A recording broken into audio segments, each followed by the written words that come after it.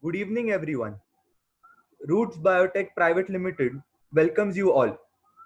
Thank you for joining us for today's webinar, taking out valuable time from your busy schedule.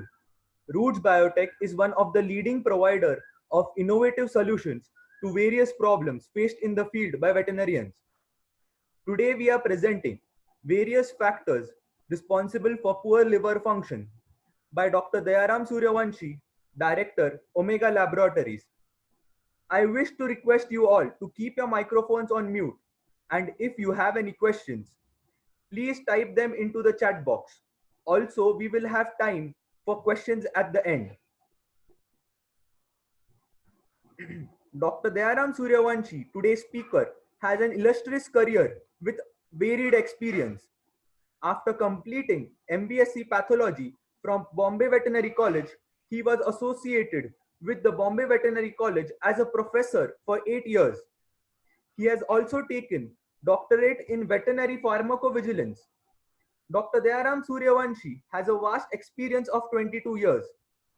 Sir has carried out more than 2.5 lakh blood sample examinations and more than 13,500 diagnostic post-mortem examinations. Without wasting any more time, I request Dr. Dayaram Suryavanshi to take over. Please bear with us as I share the screen to Sir. Hello, good evening, everybody. Today we are discussing the various factors responsible for the poor health of the liver or the poor liver functions. Since last 22 years, I am dealing with the veterinary diagnosis and various aspects of the disease diagnosis in the animals.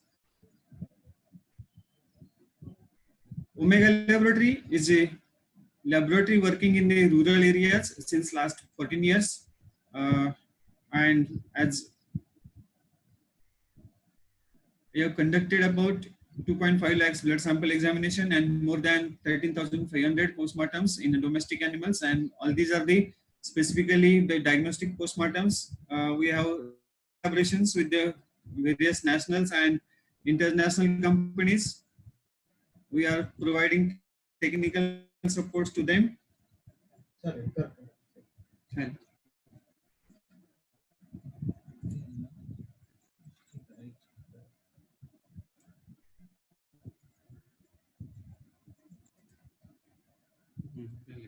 Hello Indrasen हां केले मी एकदा try करून बघा बरं option नाही ना तुम्हाला okay आता दिसणारच नाही ओके केलं डिसेबल पार्टिसिपल कॅम्पस ओके ठीक आहे Okay, so liver, everybody knows liver is a biggest organ in body. It is having the multidimensional functions. It is also called as a powerhouse of the body. It acts as a major detoxifying organs, inactivation, deactivation of many substances, as well as there is activation of some of the medicines, antibiotics, or n number of xenobiotics that can be observed in the liver only. It is a key organ for the all metabolic functions of the body.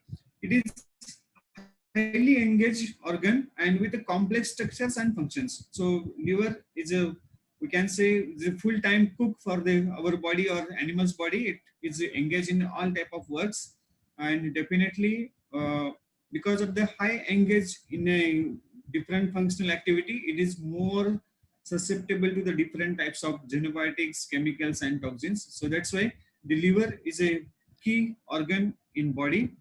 Now here we can see the structures of the liver. So here the green color indicates bile duct, the reddish color indicates the hepatic artery which provides blood circulation to the hepatocytes, and portal vein.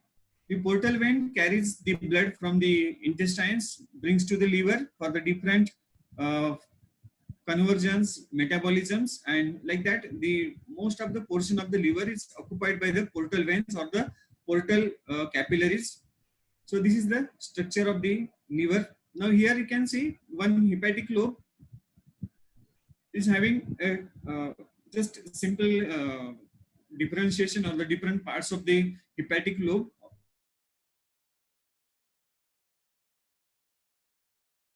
artery and portal vein. So whatever the material which is collected from the intestine will come to the portal vein. From portal vein, it will go to the central vein. From central vein, it go to the heart, and from heart to the lungs for the further purification. So this is the way of the migration or the circulation of the blood. Then hepatic artery provides the oxygenated blood for the hepatocytes for the own functioning of the hepatocytes. Now, whatever the material which is taken from the intestines will come to the portal vein. From portal vein, it get slowly migrated or they circulated towards the central vein. While going towards the circulatory central vein, you can see there are different zones of the hepatic lobe or hepatic parenchyma. That zones are periportal zone, mid-zonal areas, then central lobular areas. Then you can see the concentration of the oxygen is get relatively decreased towards the central vein. The oxygen tension is get relatively decreased towards the central vein, and the metabolites, they are increasing towards the central veins. Now here you can see the flow of bile is towards the portal triad. The green arrow is there, and the blood is towards the central vein. So this is the normal way of the working of the liver. Now here you can see the liver parenchyma.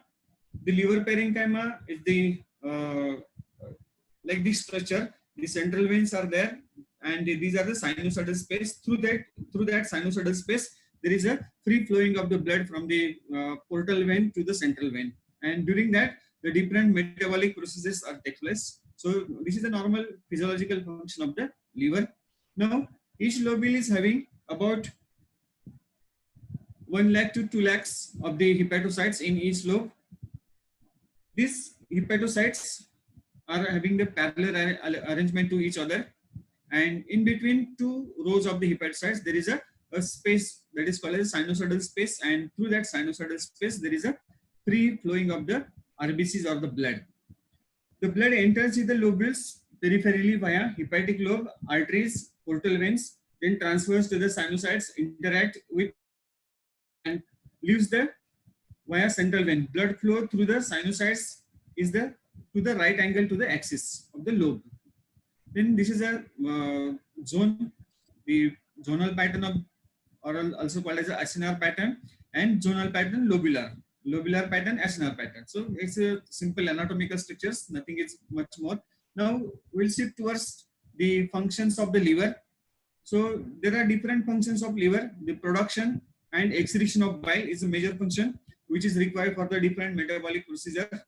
Then bilirubin metabolism, the after destruction of RBC, bilirubin's formation of bilirubin and bilirubin metabolism is there. Then that's why it is called as the energy house of the body.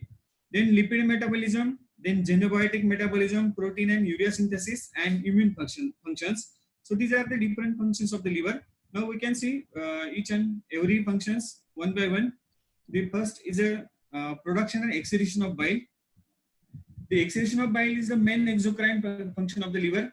Bile is composed of water, cholesterol, bile acids, bilirubin, inorganic ions, and it consisted of the it is help for the formation of bile, but the rate of secretion can be significantly vary in different animals. Now here there are three major purposes of the bile synthesis. So why there is a synthesis of bile is most important. The first function is the excretory, the excretion of the bile. As a surplus cholesterol, bilirubin, and metabolized xenobiotics are eliminated through the bile. Then the second purpose of the bile secretion is the enhancement of the digestion. So everybody knows the bile acids are required for the digestion of different constituents of the diet. So main constituents are the lipids and the proteins from the intestine. So the bile acids are basically required for the digestion of the lipids. Then the third function of the bile is to provide buffer to neutralize the acid pH, as whatever the ingesta is coming from the stomach or the abomasum, it is highly acidic. To make it into the alkaline, or make it into buffer or about to neutral. So there is a requirement of the buffering action, and that is provided by the bile. This is the third function of the bile, which is excreted from the bile duct into the initial stage of the or the initial aspect of the duodenum. Principal function of bile acid is an important constituent of the bile and are maintain cholesterol hemostasis, then stimulation of the bile flow, and intestinal absorption of fats and fat soluble vitamins. So they can reduce the surface tension, and once there is surface tension,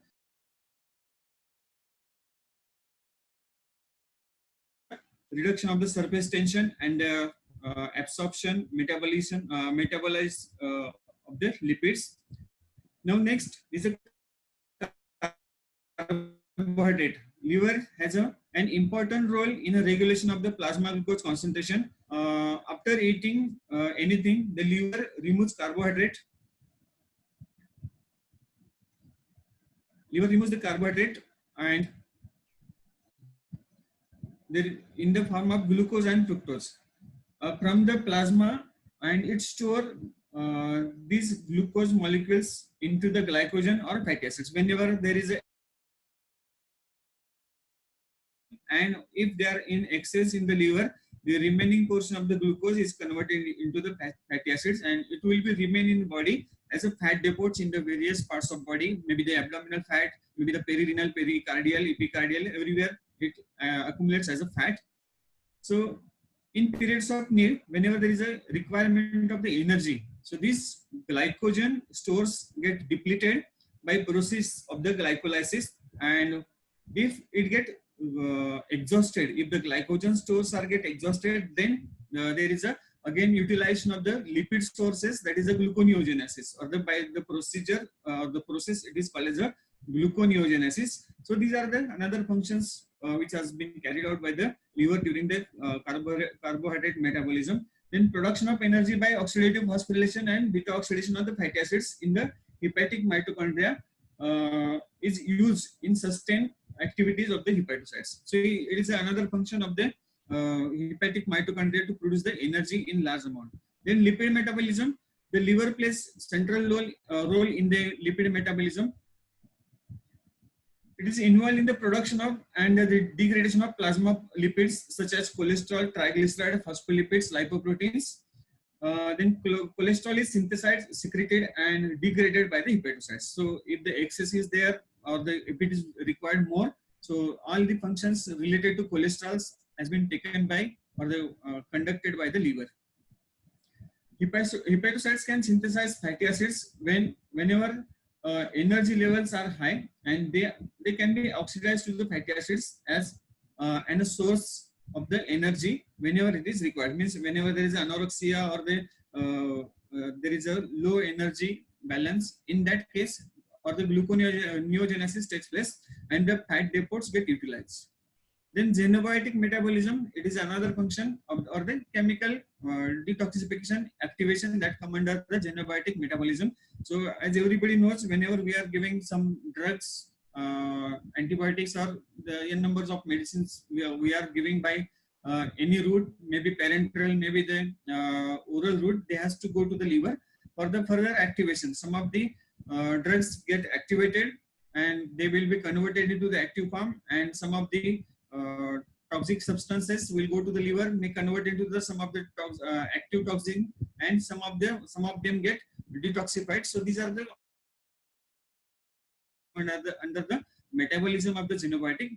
The one of the biggest enzyme which is present in the hepatocyte, it is called as the cytochrome P450. It is the most important enzyme which is required for the most of the all in the hepatocytes, and which is present in the smooth endoplasmic reticulum of the hepatocytes, and it is a major site for the metabolism of the almost all type of the materials which has been given to the animal either by oral route or it may be go by accident into the animal's body. So all these things will be taken care by the cytochrome P450, and the whatever the things are there, it will be converted into the simple form, and it may be excreted either through the fecal or through the urine. Then protein and urea synthesis. The synthesis of majority of the plasma proteins is mainly within the endoplasmic reticulum is a principal function of the liver. The proteins produced in the liver includes the plasma proteins, albumins, and variety of the transport proteins. Then the lipoproteins. Then another function of the liver which is related to the protein is the factors factor second, 5, 7, 8. Then the fibrinolysis system, fibrinolytic proteins. Then some of the acute phase proteins, they are produced during the protein metabolism in the liver. Then some of the complement proteins are also produced by the liver. So as everybody knows, in acute phase reaction, there is a formation of some complements, and these complements can be produced within the liver. Liver is responsible for the approximately 50% or 15% of the all body proteins.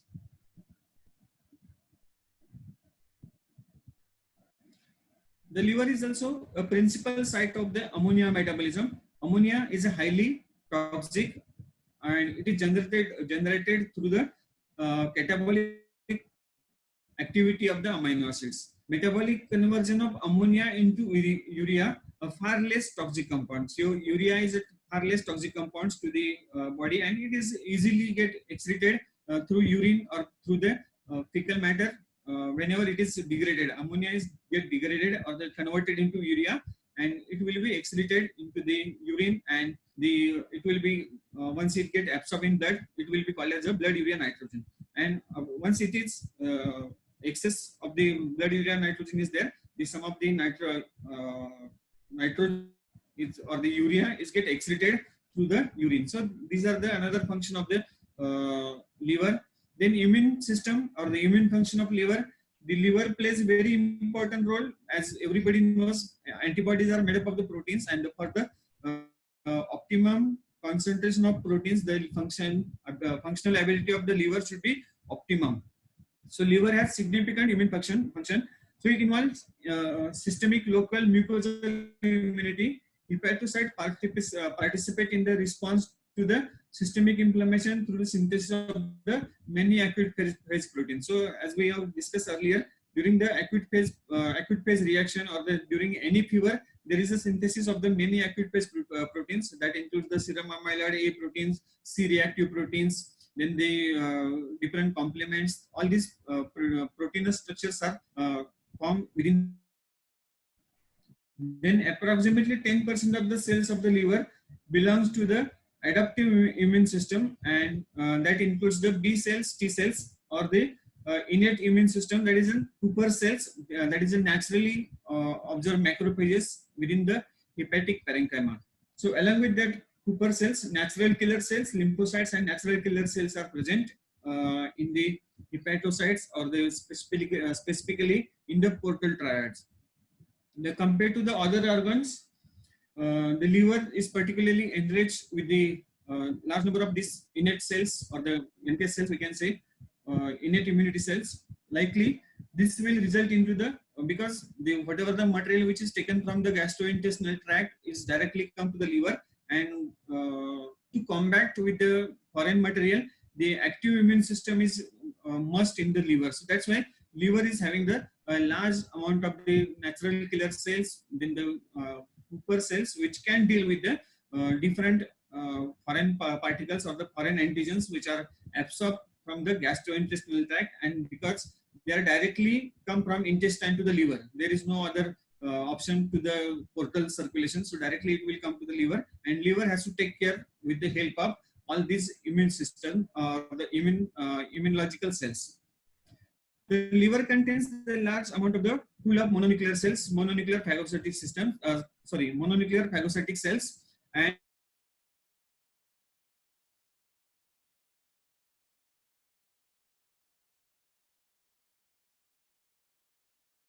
cells, they are present in the sinusoidal lining. They can be acts as a defense, acting as a defense mechanism against the different agents, endotoxins, foreign materials absorbed from the intestines. Most of the blood-borne infections as well as the foreign material is cleared by the Cooper cells, in domestic species except in the pigs, goat, and cattle. Because in these species, the most of the phagocytic function is taken place into the pulmonary catalyst. That's why the Cooper cells in the horses and other species are most important. In case of the sheep, in case of pig, goat, and cattle, the gastrointestinal infections generally, or the most of the phagocytic activities, they are taken place in the alveolar macrophages as compared to the Cooper cells. Then disposal of waste molecules, the product of inflammation such as cytokinins and immunoglobulins, and the deletion of the activated effector T lymphocytes are also another function. So after the immunological function is completed, or the inflammation is get completed, whatever the remnants of the all inflammatory reactions, the catabolic products of the all inflammatory reactions, they has to be removed from the circulation as a waste material, and that will be conducted by the liver molecules or the liver hepatocytes. The liver is also involved in the active transport of the secretory immunoglobulins, that is IgA, which is called as the primary immunoglobulin for the mucosal surfaces. So all mucosal surfaces, including the nasal passage, intestines, or those are the tubular organs. All these tubular organs are consisted of the immunoglobulin, or it is also called as the surface antibodies. These surface antibodies are produced by the liver, and through plasma, liver can send all this IgA from the liver to the different parts of body, including the digestive tract and the all tubular organs. Now we'll go to the liver dysfunction, how liver dysfunction is occur, and what are the different factors which are responsible for the liver dysfunction. The high metabolic rate. So everybody knows the liver is having the extensive high metabolic rate. So the different parts of liver is engaged in the different types of activities. So that lead to the more susceptibility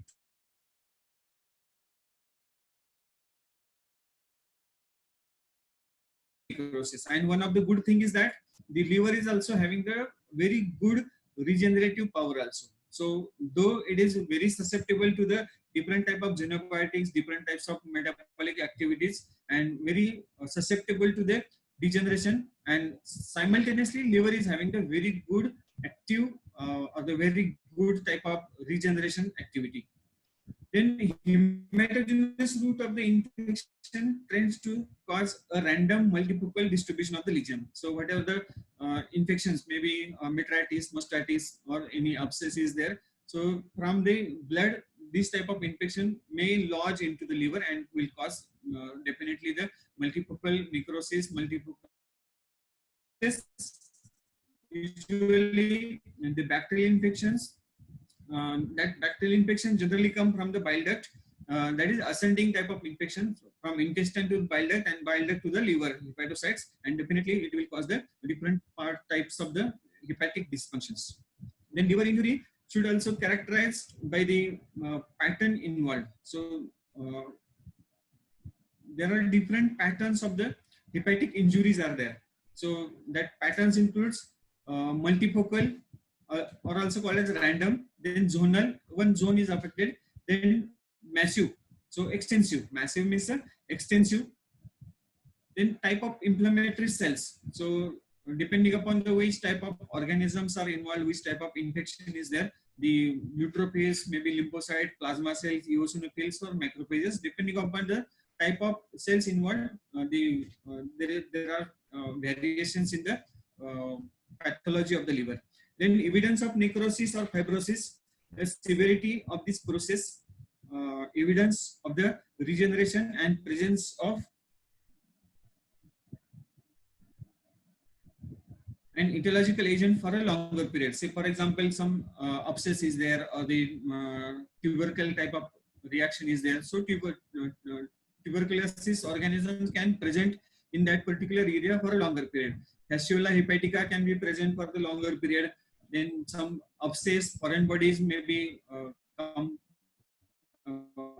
either by the external sources, maybe remain in the liver for a longer period during the accident or such things. So the pathology of liver is based on the type, then the duration of the etiological factor which can be persist in the liver for the how much period.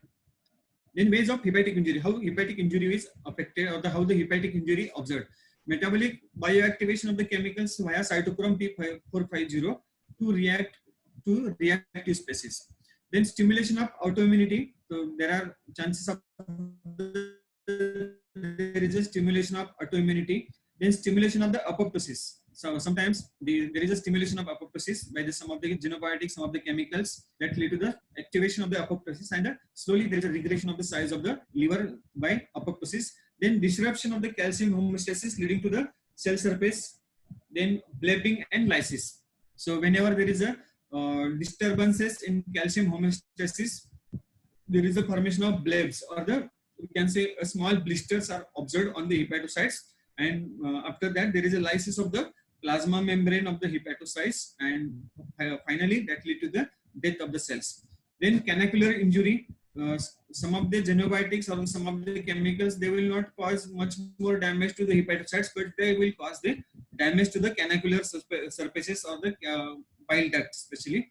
Then mitochondrial injuries. So mitochondrial injuries mainly observed because of some of the free radicals which are generated during the metabolic procedures of the different xenobiotics. So these are the ways of the hepatic injuries. Now after that, we can classify liver injuries into the variety of the parts. So first we can say acute. I mean, classically there are two types of hepatic disorders. So first is the acute hepatitis. So acute means it's acute one, and the duration of this inflammation is for the shorter period.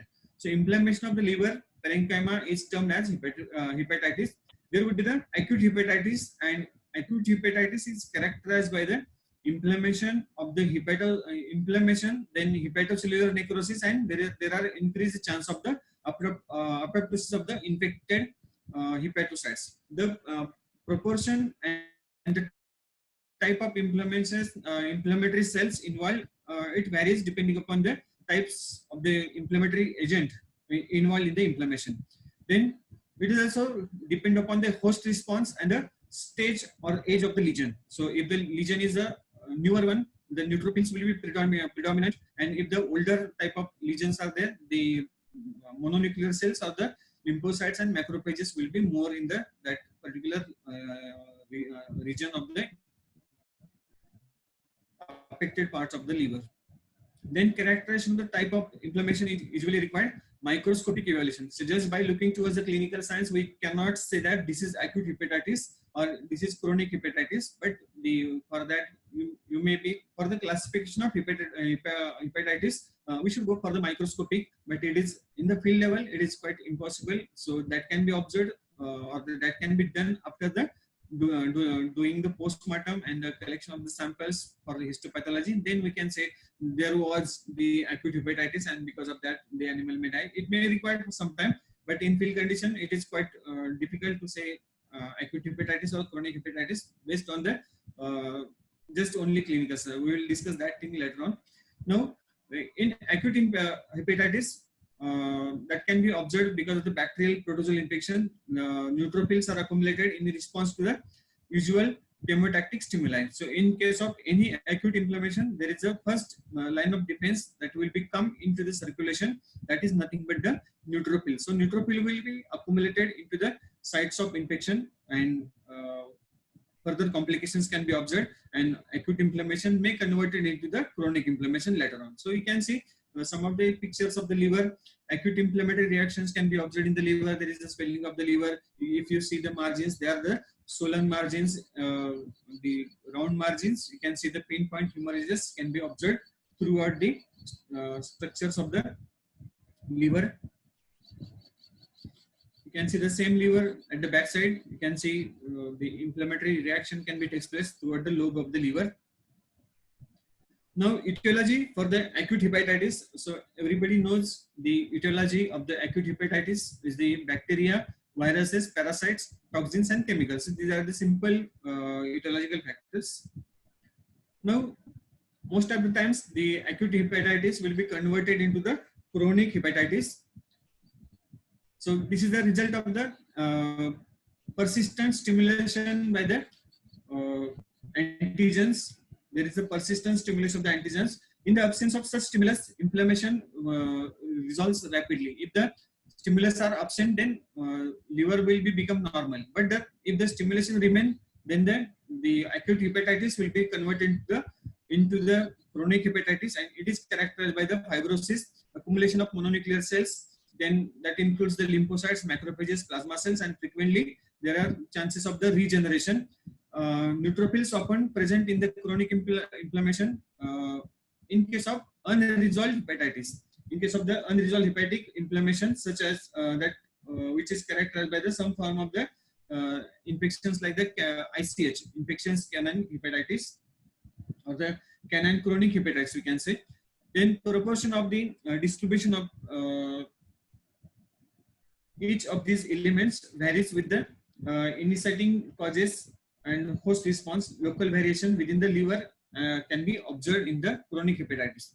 The chronic hepatitis, the etiology will be remain same, but the duration of the infection will be remain for a longer period. The longer type of infection or the inflammation can be observed, and the etiological factors are remain same. Then types of hepatic pathology. So there are different hepatic pathologies are there. So random, that may include the single cell necrosis, multiple single cell necrosis, zonal, one hepatic lobe may be affected, then central lobular, near the central veins, then the paracentral or at the central portion of the hepatic zone, mid-zonal, periportal, then bridging type, and the massive. So these are the different pathological conditions can be observed. We will see one by one. Random. So here you can see randomly there is a presence of some multifocal necrotic foci. So here this random same pictures are there. So you can see some of the multifocal necrotic foci at the multiple spaces of the liver. So this is also called as a multifocal or random, anywhere. So it can be observed anywhere. Then multifocal, another picture of the multifocal infection. So you can see the white spots present at the various parts of the liver. So it is also again the multifocal and the random. You can see another type of inflammation of liver is a traumatic and multifocal. So it is very common in the field, and it is caused by the L3 stage of the fasciole hepatica. Fasciole hepatica will cause the traumatic hepatitis, and it will be observed in the various parts of body, various parts of the liver. And presently you can see whenever there is a less water, no water, or the very scanty of the green grass available around the water pond, in such epidemiological conditions, we can see large number of cases of the traumatic type of multifocal infections caused by the fasciole hepatica. Here again you can see there is a rupture of the hepatic capsule, and you can see large number of hepatic intrahepatic parasites. Okay, here you can see there are presence of large number of intrahepatic parasites throughout the liver parenchyma. They are penetrating into the liver parenchyma. Here also you can see the same type of parasites within the hepatic parenchyma. You can see the hematoma is observed around it. So multifocal traumatic, it is caused by the fasciole hepatica. Here again another example of the same thing. You can see one parasite is over here, and you can see multiple perforations, multifocal necrosis into the liver parenchyma. Then central lobular, the central lobe is affected. So typically nutmeg type of appearance can be observed. So once you cut the nutmeg, you will observe such type of reaction. So it is the early stage of the central lobular necrosis. So liver in such cases will be observed like this. So central veins, and the affected portion will be look like a nutmeg type of appearance. Then the lobular and bridging. So bridging means there is a combination of different lobes of the liver. They are affected at a single time. Many lobes of the liver can be affected at a single time. So here you can see the infection is starting from here. So there is a involvement of some of the lobes together. So it's a lobular and bridging. So bridging means there is a connection between the 2 or 3 lobes together.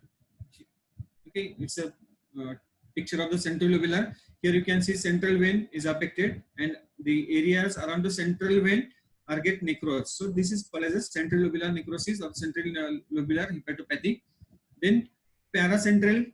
So grossly we cannot differentiate paracentral, but microscopically you can see the paracentral portion or the mid portion of the hepatic lobe is affected, paracentral. Then periportal, again it will be look like a similar to the chronic venous congestion or the nutmeg type of appearance, but on microscopically you can see the different structures. The periportal, so at the central, here the central veins are there, you can see the central veins are here, but around the central vein there is affection. So there is affection or the inflammation can be observed into the periportal areas. So this is a typical type of the periportal type of hepatopathy can be observed in the liver.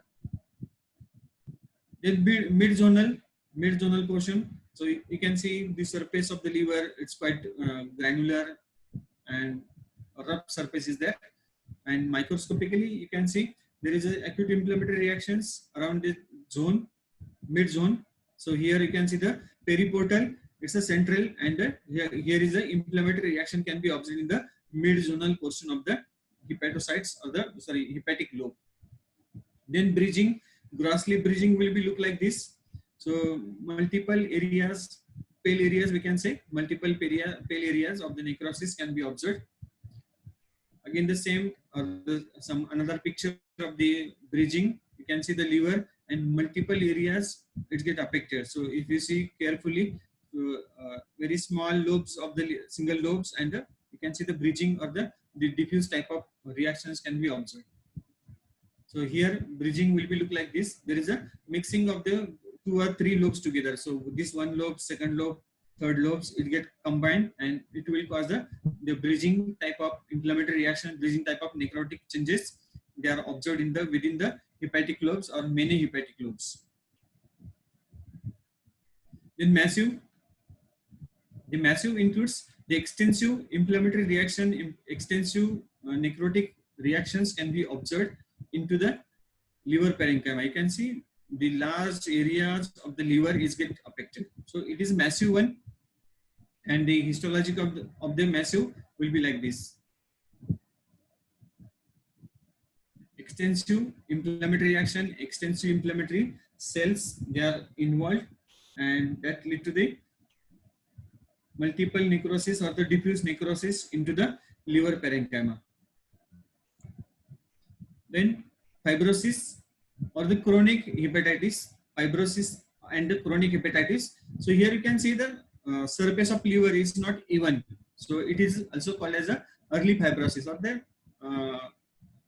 ultimately the acute inflammation was there. It is about to go or about to convert into the chronic one. So in such type of liver, such type of conditions, the liver is become little bit rough, or the rough surface areas are there. If you take cut section, you can see the different lobes or the different connective tissue proliferation are observed into the various parts of the liver.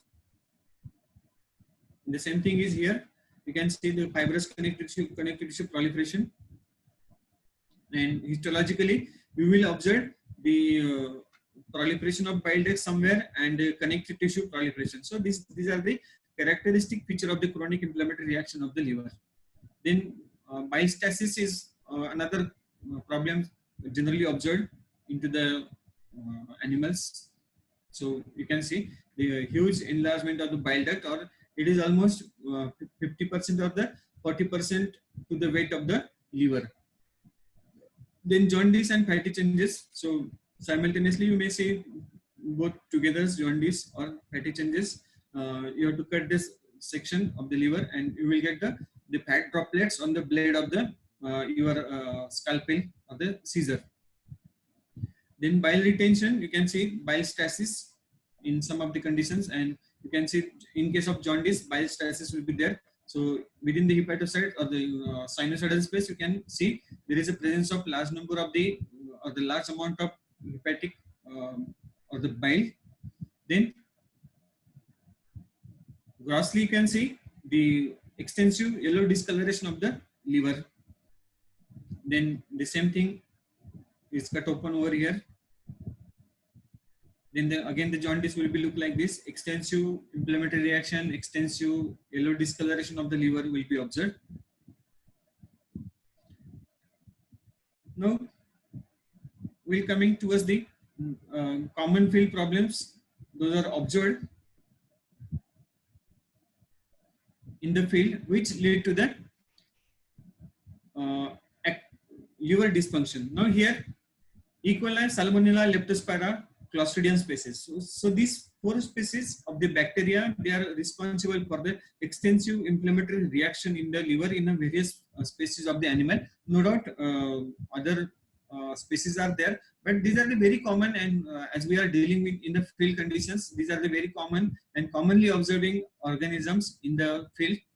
Now, E. coli and Salmonella generally present in the environment, in water and around the animal. Then a source of this is a feed and water, and if you see, the source of Leptospira is a rat and dogs. So generally what happened, the people are coming to me or coming to lab, and they are complaining that the animals are suffering from the a little bit hemoglobinuria. Then they have undergone treatment of the Theileria, Babesia, Anaplasma. Every treatment has been carried out, but till there is no enhancement of the hemoglobin. In such conditions, there are chances of the leptospirosis is more. Nowadays, there are chances because nowadays there is a rainy season, and everybody knows that rats are the harbor, or they are harboring leptospira in their kidneys, and whenever there is a shedding of the urine, or when these rats are urinating anywhere in the field, maybe maize field or the grasses or the maybe the regular fodders of the animals or the storage of the fodders. In that case, whenever there is a urination or there is a contamination of urine of the rats with the fodder of the animal, definitely the chances of leptospira are very common in the animals. So nowadays there are chances of the because in rainy season leptospirosis can be observed. We are most of the times we are thinking of the humans only, but since last many years I am observing the cases of leptospirosis in the large animals, sheep and goat, and no doubt in the dogs. Then another factor which is responsible for the poor function of the liver is a chronic mycotoxin. Acute mycotoxin is okay, so the animal may die suddenly, and or it may get covered immediately after giving the specific treatment. But the main actual problem is the chronic mycotoxicosis in the animal, because powders are generally not properly stored by the farmers. Now, say for example, in morning they cut some green maize, and they will keep that green maize in a like a heap fashion. So till morning, second day morning, he will take the same maize, make it into the putti, and will feed to the animal. So during that process, there are chances of the formation of small amount of fungus into that maize straws or the maize. Then there are chances of the chronic mycotoxicosis in the animal. So slowly there is a very small quantity of mycotoxins may enter into the body of the animal. Then as the excessive moisture in grain, so say for example grains of the maize or the grains of the wheat or whatever the generally fed to the animal, if the excess of moisture is there in the maize, that definitely that will be a source of mycotoxicosis. So mycotoxicosis, chronic mycotoxicosis is a major headache, and which is most important in the dairy industry. Then oxidative stress by the insecticide, pesticides, herbicides. Then residues come through the feed, then the grazing of the sheep and goat at the various places. So generally grazing lead to the higher exposure to the oxidative stress, because the grasses which are present around the farm or the around the, that particular areas will be cut by the farmers, or the will be sprayed by the herbicides, or maybe with the insecticide spread, and that will be consumed by the sheep and goat. Those are specifically grazing, and they are more prone to the oxidative stress and definitely lead to the liver dysfunction. Then chemical exposure lead mercury, then iron, rusted ions, then the plastics, melamine. So nowadays the most of the things are packed in the plastics, and generally if the quality of plastic is poor, definitely the melamine will be enter into the feed supplements and will be lead to the another source of chemicals for the animals. Then Fasciola hepatica, snail populations, grazing areas around the water ponds, then highly irrigated crops like sugarcane crops, then the stagnated water. So generally, the sheep and goats are most prone to this type of infections, Fasciola species, and stagnated water. At the end of the summer season, generally the water is stagnated from the flowing rivers, and around that the small quantity of the small grasses, green grasses are there, and the snail population is much more in that particular area, and definitely the such type of areas are more prone to the Fasciola hepatica or the Fasciola species. Now clinical science. So after looking towards the different etiological factors, we will go to the clinical science. Now the one thing is that the clinical science related to the hepatic diseases will be observed after destruction of more than 60 to 80% of the liver parenchyma. So once there is a active destruction of the more than 60 to 80% of the parenchyma is get affected, then and then only animal will show the symptoms of the liver dysfunction. So there are different clinical signs of which are related to the liver dysfunctions. Are they photosensitization is a main, then the secondly the pharyngeal paralysis which will cause inspiratory dyspnea. Sometimes there will be a diarrhea, constipation may be present. Then CNS or the central nervous systems are often the another system which is get affected by the hepatic failure, and that is also called as a hepatic encephalopathy, which is associated with the behavioral changes in horses, ruminants, and swine. But horses are much more affected, no doubt. Ruminants are also affected by the same type of injury, or it is also called as a encephalopathy. So behavioral changes are observed.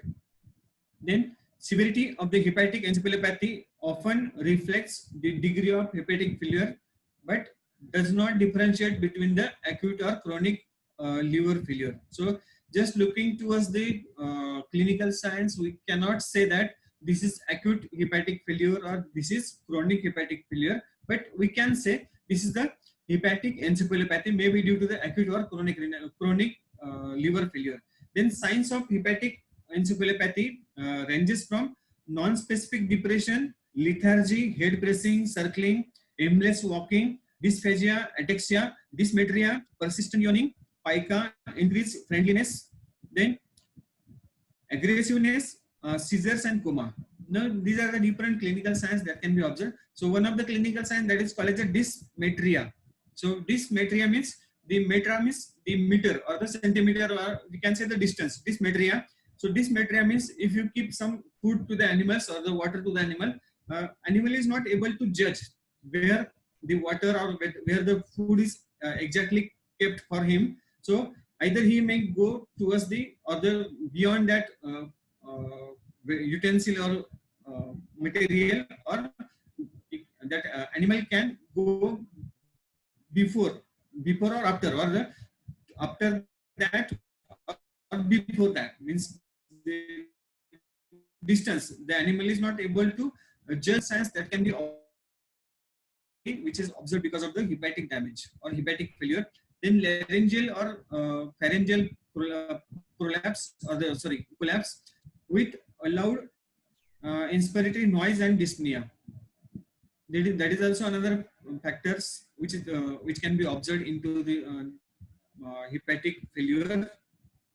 Then the proposed pathogenesis of this is the whenever there is a hepatic damage is there, whatever the ammonia is get absorbed from the intestines and the various parts of body, it has to be converted into the urea. But unfortunately, whenever there is a damage to the liver, the ammonia will be remain as it is, and it will be act as a neurotoxins. So ammonia is not get converted into urea, and it will be remain, or it will be circulating throughout the blood, and definitely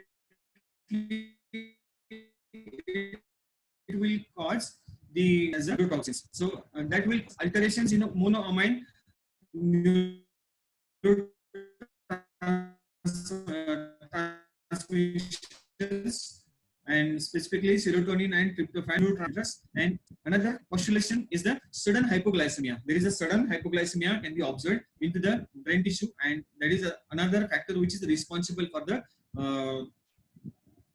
hepatic encephalopathy. So excess of ammonia and the less glycogen or the less glucose are the basic factors responsible for the neuronal injury or the injury to the nervous tissues. So along with that, there is an imbalance between the aromatic and short branch chain amino acids. So whenever there is a ammonia is in excess, there is a transmission or there is a diffusion of these amino acids into the system, or the nervous systems is get affected, or there is an inhibition. So ultimately, once there is an inhibition, the neurotransmitters they get affected, and finally we are getting this kind of symptoms in the various animals, including horse, cattle, and pigs. Neuro inhibition due to the increased cerebral levels of the endogenous benzodiazepine like substances. So because of the extensive accumulation of the ammonia and hypoglycemia, there is an increased chances of the benzodiazepine like substances, and which can lead to the various nervous signs, that because of the change in the permeability of the blood brain barrier and the impaired glucose metabolism of the nervous tissues. Then hepatogenous photosensitization is another clinical signs which can be observed in the animals. Generally, those animals are having the grazing type of pattern, or generally the toxic material which is fed to the, or the green powder which is fed to the animal. In that, there is an incomplete incomplete metabolism of the chlorophyll, and that will lead to the accumulation of the phytoerythrin into the subcutaneous tissues or the within the tissues of the body, and that lead to the generally it will react with the ultraviolet rays of the sun and produce extensive inflammatory reaction, and there is a extensive damage, especially the dorsal portion of the skin is mostly affected because of the photosensitization. Then the signs of photosensitizations are vary depending upon the uneasiness, then the pruritus, severe dermatitis, erythema, extensive subcutaneous edema, then the skin ulcerations, sloughing of the skin, and ophthalmia with the lacrimation, photophobia, corneal cloudiness, then dermatitis and edema are the particularly non-pigmented, or the having the very less amount of hair on the body. Then blindness, pyoderma, pruritus, and these are the clinical signs can be observed because of there is a deposition of bile salts in the various parts of the skin. Then another clinical signs can be observed, diarrhea and constipation. Generally, in case of horses, the constipation is more common, and in diarrhea can be observed in the basically in the ruminants. Then ponies and horses are mostly affected by the hyperlipemia. So as there is an impaired hepatic function dysfunction, the hyperlipemia is observed, and because of that, diarrhea can be observed in many of the animals. Then laminitis, ventral edema can be observed. Now, some of the animals with the liver disease have alternative diarrhea and constipation. Sometimes there is diarrhea, sometimes there is constipation. And specifically in horses, there is a colonic infection can be observed due to the decrease in water intake. Then recurrent colic, intermittent fever, icterus, weight loss, and the hepatic encephalopathy are the another clinical signs can be observed in the animals. Infectious or inflammatory hepatic diseases or failure of the liver to prevent endotoxins from the gaining access to the systemic circulation may result in intermittent fever or colic. So whenever there is a damage to the liver, so endotoxins which are get circulated throughout the body, they are not eliminated from the body as the liver is damaged. So they are circulating into the body. Definitely they will cause the colic and fever in response to the endotoxins. Then affected animals stand with the arch back. We have discussed somewhere else in the last webinar. So arch back is another clinical signs can be observed because of the hepatic damage, and it shows the signs of colic.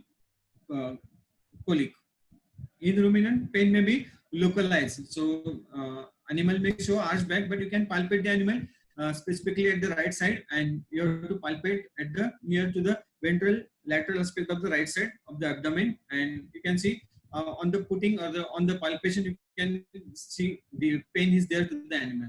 Then tenesmus is followed by rectal prolapse in some of the animals because of the liver dysfunction. Then it is associated with the diarrhea, hepatic encephalopathy, edema of the bowel, and portal hypertension. So these are the another clinical signs can be observed in the animals due to the hepatic injuries. Now some of the unusual assessment that can be, or which is most important in the field conditions. Now my experience says that whenever there is a long-standing damage to the liver, in such cases the animals are not giving response to the regular treatment of mastitis or metritis or bacterial origin diarrhea. So unusual assessment of the liver dysfunction. So mastitis may not be covered, metritis may not be covered, because for the activation of antibiotic, liver is most important. For the activation of antibiotic, liver is most important, and whatever the antibiotics we are giving to the liver, giving to the animals, they has to be go to liver and may bind to the plasma and may freely move to the affected part. And because once the liver is affected, this type of antibiotics will not be go up to the mark or not go to the target, and definitely we are not getting that much of that kind of results. Then another type of assessment can observe at the field level is a wasting. The animals losing its condition day by day. Then lipid and protein metabolism, persistent enteropathy can be observed. Some of the animals will show diarrhea for more than a month, 2 months, 3 months, so like that. And once we give some specific remedy for the liver, definitely the diarrhea is come under control. Then loss of production. So there is no doubt. So for the energy proteins, the liver is most important. Then immunosuppression, because the proteins are not available, definitely the surface antibodies are not produced, and the animals are suffering from the immunosuppression or suffering from the various types of diseases like metritis, skin infection, digestive system infections, respiratory infections, metritis. So all these things can be come under the immunosuppression because of the liver dysfunction. Then the assessment of liver dysfunction can be assessed by the different estimation of different types of bilirubin. So here I am giving one chart. So through this chart, you can see different parameters like the color of tissue, color of plasma, color of feces, consistency of the feces, color of urine, icterus, then the Vandenberg test. So Vandenberg test may be possible at the local level, because you have to just buy some reagent and you can do the test at your own dispensary. Now the hemolytic jaundice, toxic jaundice, and the obstructive jaundice. So whenever there is an involvement of the liver, you can see there are different or the 3 types of jaundice, and in each jaundice there are different types of clinical signs that can be observed from the different aspects of the animal. So color of tissue, so yellow, moderate yellow, and in obstructive jaundice it is intense. Similarly, you can see each and every aspect. Now in case of obstructive jaundice, it is classical type of fecal matter can become. The fecal matter will look gray in color or clay in color, like clay. Then the consistency of fecal matter in obstructive jaundice is oily or greasy. It is because simply there is a incomplete lipid metabolism, and that's why the greasy type of material or the fecal material can be observed in the obstructive type of jaundice. Then the color of urine is intense in the obstructive jaundice. Then the icteric index will be high in obstructive jaundice. Now the biphagic reaction can be observed in a toxic jaundice, whereas hemolytic jaundice will show indirect, and the obstructive jaundice will show the direct type of reactions.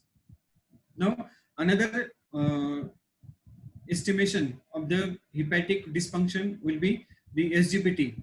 The SGPT can be assisted by the assessment of SGPT. Assessment of liver dysfunction can be done by the SGPT. So these enzymes get activated or they come into the circulation after change in the permeability of the hepatocytes, passive congestion of the passive congestion, then the fatty liver, toxic hepatitis, leptospira, ICH, hepatic neoplasma, neoplasia, steroids, estrogen, chloramphenicol infections, chloramphenicol injections, ampicillin, gentamicins, and salicylates. All these factors can increase the amount of SGPT into the blood circulation. Now SGOT and alkaline phosphatases. So these are then not, we can say, not non-specific for the liver functions, but ultimately other parts of body are also involved, or the in SGOT as well as alkaline phosphatase. So alkaline phosphatase is much more related to the bones and the bone type of healing, bone disorders and healing. But the whenever there is a damage to the biliary system, in such conditions there is an increase in the alkaline phosphatase, whereas the SGOT is limited to the it is not non-specific, we can say non-specific to the liver functions. Then lactose dehydrogenase, in that specifically LDH-M5 is a liver specific.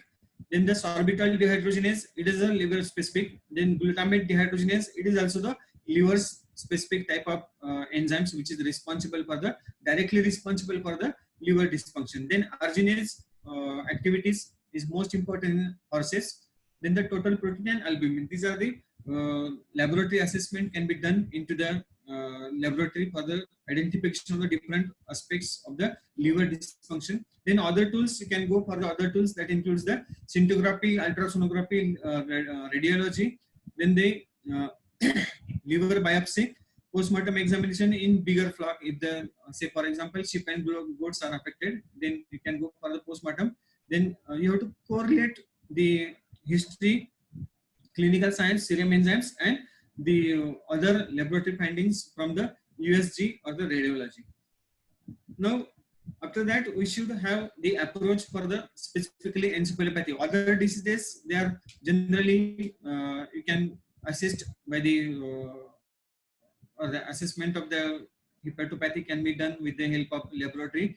But the main approach or the main problem with the hepatic encephalopathy, and we must have a different kind of approach for this. So first, we must identify the hepatopathy, hepatoencephalopathy with the help of the history, clinical science, and laboratory investigations. Now, laboratory investigation, we must have increased the levels of the alkaline phosphatase, SGPT, then the sorbitol dehydrogenase. So these levels are increased. Then bilirubin is also increased. In such conditions, there are possibility. Along with that, there is a less glucose level and more ammonia level in the blood. Less glucose and more ammonia in the blood. So that lead to the presumptive diagnosis, and you have to correlate with the clinical science. Now, hepatic encephalopathy, we must approach, because encephalopathy lead to the extensive nervous type of symptoms, and to how to approach nervous type of symptoms. So sedation. Now here we can recommend sedation by giving half dose of the regular dose. Say for example, if you are giving 10 ml of the Sequil, so regularly, but instead of 10 ml, you can reduce Sequil by 5 ml because the liver is ultimately damaged, and the half-life of these drugs will be increased more. So half-life of the drugs will be remain for a longer period, and that's why the sedation will be remain for a longer period. So for that purpose, we can reduce the dose of the particular sedative and then the normal dose. Then isotonic fluid and continuous glucose infusion till the development of the pharmacological glycosuria. Now this is most important. Glucose is required much more because to get more energy to the brain. So pharmacological glycosuria means what? So you have to give excess of the glucose or the glucose to the animal till there is a development of the physiological glycosuria. So the saturation solution or the saturated amount of the glucose will be there in the blood circulation, and if you can collect the blood after drip of the 5, 6, 8, 10 bottles, you will get the glycosuria there. Then you can stop the intravenous solution. So this is another approach for the approaching to the encephalopathy. Then reduction of the gut ammonia by mineral oils, neomycin, and lactulose.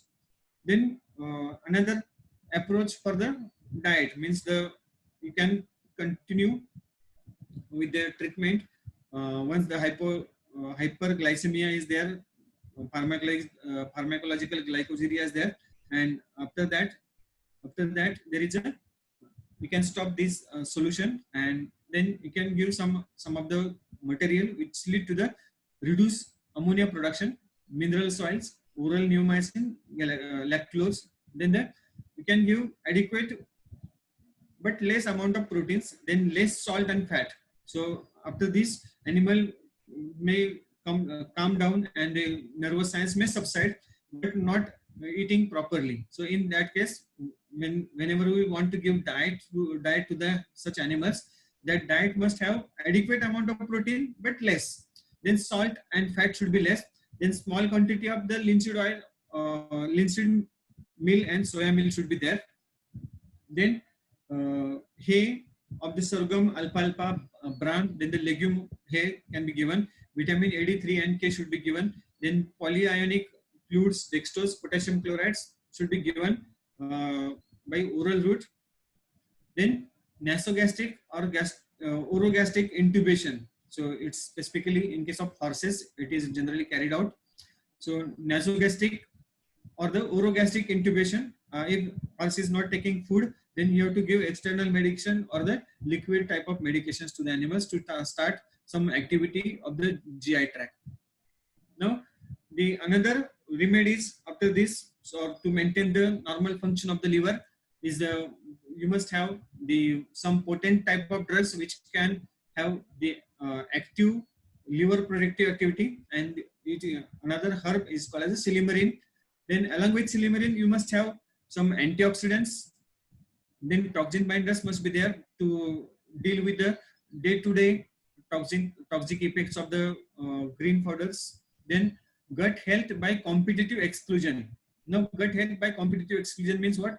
Whatever the infections are there, maybe E. coli, salmonella, should be clear by the competitive exclusion. Means definitely, if you are giving good, healthy microbes, that will cause the competitive. There is an increase normal microflora, the good microflora in the GI tract, and which will cause the more colonization into the GI tract, and that definitely will act as a competitive exclusion. So the normal or the good microflora can multiply and will not available or made availability of the bad bacteria or the bad colonies. So that is called as a competitive exclusion. Then the specific treatment for some of the specific type of infections. So antibiotic, maybe gut acting. Then if the organisms are like Clostridium, you may go for the streptopenicillin. If the leptospira is there, you may go for the streptopenicillin and doxycycline together. If the protozoal infections are there or the hepatic damage is observed because of the protozoa, you can go for the oxytetracycline, bupropion, diamagine acesulfate, depending upon the etiological factors. Then immature fasciola, it will not be killed by the regular anthelmintics or the deworming agents. For that purpose, you may require ivermectin and chlorsulon. Without that, the fasciola cannot be damaged or the fasciola cannot be removed from the body or cannot be dyed. Then the Roots company or the Roots Biotic is having the combination of the all different type of herbs, that silymarin, then the active metabolites which are required for the active health of the liver. So all these are given over here, and recommendations are given over here. They, along with the higher antibiotic therapy, hemoprotozoal diseases, RTI and diarrhea, you can give the Ibex bolus. And personally, here I have not given data to you, but definitely it has having the extensive good ability for the combat with the liver dysfunctions. Ibex. Okay, here the Root Biotics, and finally, so my number is there. Those people are having some problems, you can contact me or you can mail me. So for product information, you can go to the rootsbio@yahoo.com or info@rootsbiotech.com. You can visit rootsbiotech.com website, and it's a Ibex bolus which is for the hepatic protection activity. Thank you very much. If you have questions, just we will take questions. Thank you, sir. We will go ahead and take some time for questions now. Just a gentle reminder, please be sure to type your questions into the chat box section in your control panel. Yes, I will go.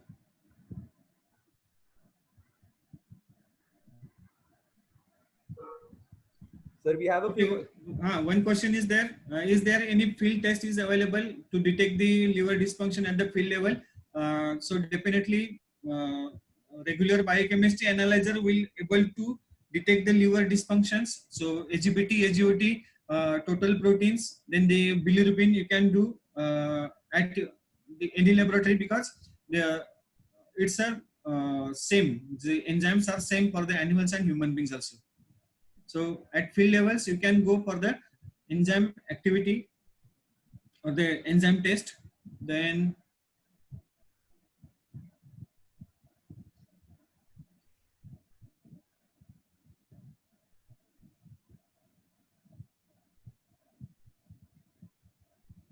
okay, so one very common question. So the most of the liver diseases is there increased liver enzyme, citing cellular damage in treatment.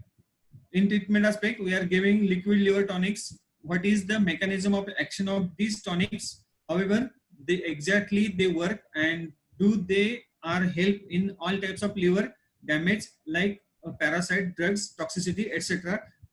Kindly explain. Okay, so the liver dysfunctions are mainly, as we have discussed, it is observed because of the bacteria, viruses, protozoa, and the parasites. Now, if you know etiology, it is better to eliminate excessive stress over the liver. So first things you must find out because which agent the hepatic damage is there. Now, if you say, for example, you are examining the blood and you find out the so many bacteria, so many protozoa, maybe Babesia, maybe Theileria, then you should go for the specific type of treatment for the Babesia and Theileria. So either you may go for the buparocon, you may go for the this Berenil like injections. Then you will get rid from the that infections. Okay, so you will basically eliminate the basic cause of the liver damage. So the another function or the another topic has been remained over here is that whatever the damage is observed because of this etiological factor, how it is to be exactly get regenerated. Now, as earlier in the first slide I told you that the liver is having the tremendous regenerative ability. So in response to that, whatever the tonics we are giving by the oral route, they will first go to the intestines. From intestines they will be absorbed, go to the portal vein. Now forget about the cells which are get damaged. Okay, so whatever the reticular system is there, or the germinal epithelial cells are present into the reticular fibers, they will start multiplying. So multiplying, or there is a, we can say there is a division, cell division of the hepatocytes can be observed, and whatever the damaged portion of the liver is there, it get occupied by the again the normal functional hepatocytes. Now once we give the hepatic liquid or the liquids, or we can say the liver tonics, so liver tonics will go there, and the tonics which are having the activity to stimulate the liver functional ability, they will stimulate the metabolic procedures, and they will stimulate the regeneration by the dividing the cells. So the affected portions is immediately or within 2 or 3 days will be come to the normal. If you cut the liver, the half of the liver will be regenerated after the 15 days. So that much is the tremendous ability of the liver to regenerate. So that's why liver tonics, if you give, they will act in the similar manner, but you should take care of the specific type of treatment, like specific type of treatment for the leptospira, and then the fasciola, then the clostridium and toxins. So if you are giving persistent toxins, and if you are giving only the liver toxin, liver tonics, then definitely the toxins will damage the liver, and the liver treatment will not be worth that much. So for that purpose, you must hit first the basic cause of infection, then give the supported treatment with the liver tonics. So this is another, okay. So actual effect of the chemicals on the liver. So it's based on the what are the chemicals they are involved. So the chemicals will definitely will cause the hypoxia into the hepatocytes. The chemicals, a number of chemicals, but the basic thing is that the chemicals will cause hypoxia in the hepatocytes, and once there is a hypoxia, there is a increase in a reactive oxygen species, and that reactive oxygen species definitely cause the hepatic damage. So this is the chemicals that can cause the P450 cytochrome is under the not control, and because of that there is a increased oxidative stress in the hepatocytes, and definitely there is a damage to the hepatocytes. So biochemical test already I have given. Then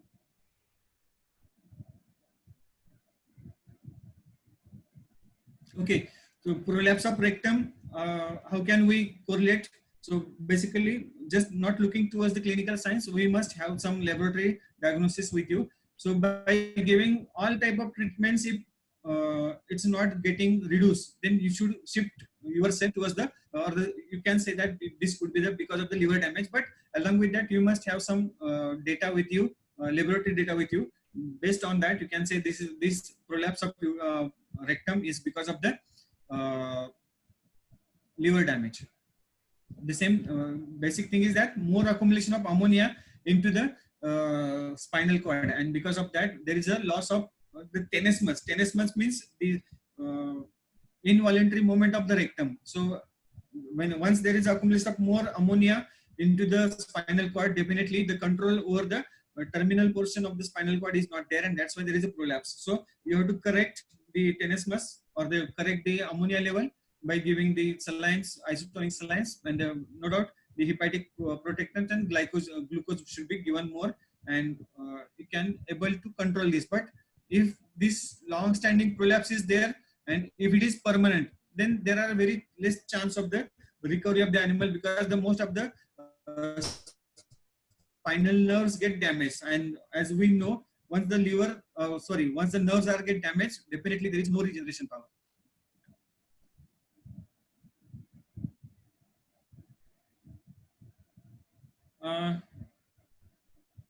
Liver extract you can give, no problem in that, but in an acute phase type of reaction, if the extensive fever is there, extensive tissue damage is there, and if the energy level of the animal is less, then it should avoid injection of the liver tonics.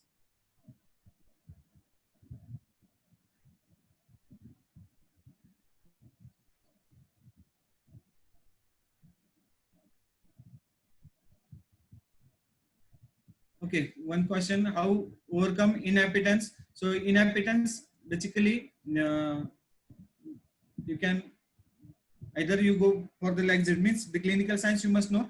Inappetence is because of what? So first thing is that you must go to the basic cause of the inappetence. Maybe other functions or the other dysfunctions are there.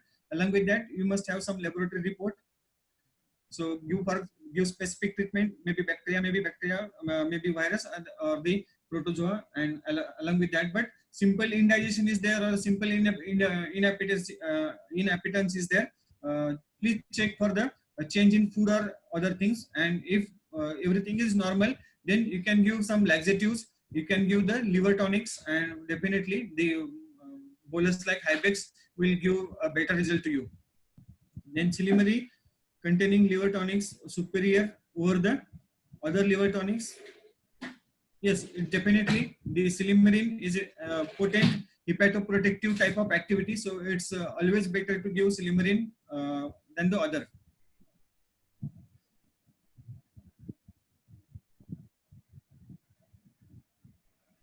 In case of mycotoxins, which kind of treatment can suggest? So first you must identify, is it acute or chronic? So if the acute mycotoxicosis is there, definitely you can give a large amount of laxative, then the toxin binders in excess for 10 to 15 days, then the hepatoprotective drugs, and definitely we will get rid of from that. But the chronic mycotoxicity, toxicosis, you must have the continuous feeding of the toxin binder in feed. So that is the only way. Environmental factors, yes, definitely. The heat stress is another factor which can damage the liver, no doubt.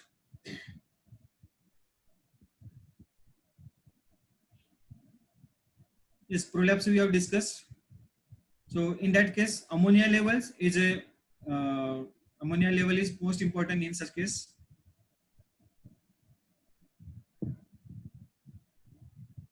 Yes, one question is there: is there need to give liver tonics in every supportive treatment? Yes, definitely. You must go for the liver tonics in every treatment, because the every treatment will affect liver little bit, and to improve the function of liver, you should go for the supportive treatment in every treatment, or every antibiotic, every antipyretic, every anti-inflammatory drugs, everywhere you must have the liver tonics and supportive treatment.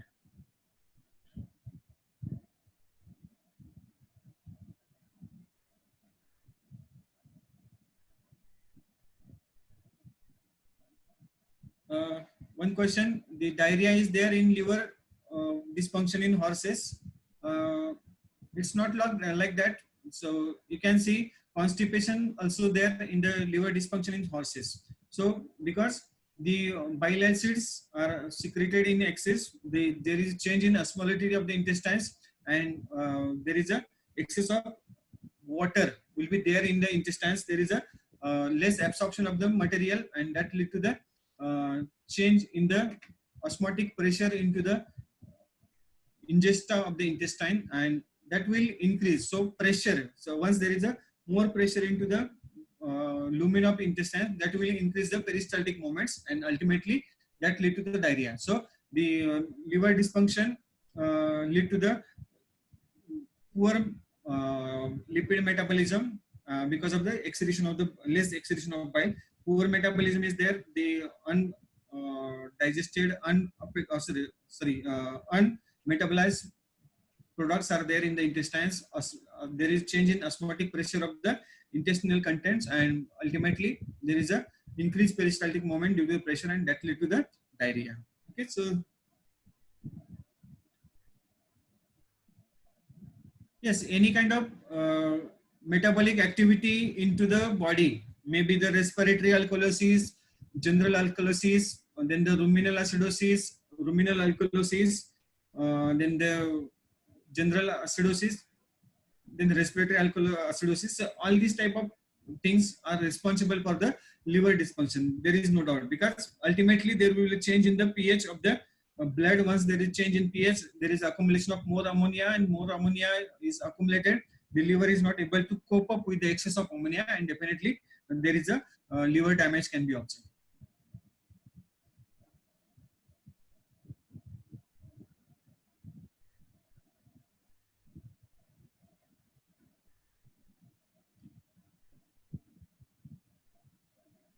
Whenever there is a fever, for the be safer side, we should not give liver extract as injection, because it may initiate, because already the complement system is activated in body. So in such cases, so liver extract you can give later on the second or third day of the during the recovery period. So on the same day you should avoid, because all the systems are in an active stage. So if the fortunately, or sorry, if unfortunately if the reaction is observed, so definitely, as the liver injection or the liver extract is having the fractions of the liver, so definitely sometimes it may lead to the some inflammatory reaction. So for that purpose, you should avoid the liver extract injection on the day of fever.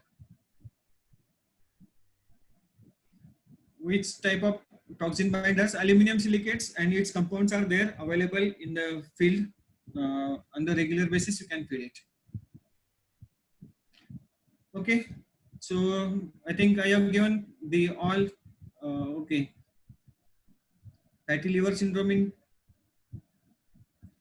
ruminants. Okay, now fatty liver syndrome in ruminants, so ultimately it can be observed in a variety of the conditions. So basically, there is a deficiency of the lipotropic factors. The choline is the important amino acids which is responsible for the maintenance of the lipotropic activity into the liver. Whenever there is a damage or whenever there is a deficiency of this choline, definitely there is a formation of fatty liver in the animals. Along with that, the fatty liver can be observed because of the increased catabolic activity or the increased gluconeogenesis in the body. Whenever the animals are having the energy imbalance, abomasal displacement, in such conditions, there are chances of the moving of the fat depots from the fat depots to the liver. So in such conditions, there are chances of the fatty liver in the animals. Many times it can be observed in the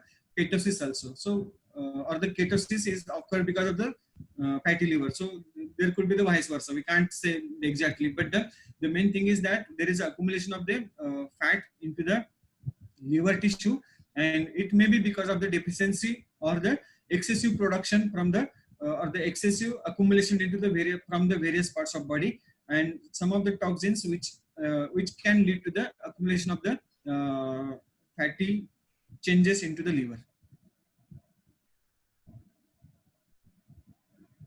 Hepatic encephalopathy in case of the theileria, yes, it could be possible, because in theileria extensive damage of the liver is there, so it could be observed. But as encephalopathy is there, that case is ultimately become very complicated, because ultimately there is a bleeding tendency is there, the ulcerations are there. Then along with that, if the encephalopathy is observed, and definitely it will be very critical, and it is observed, no doubt.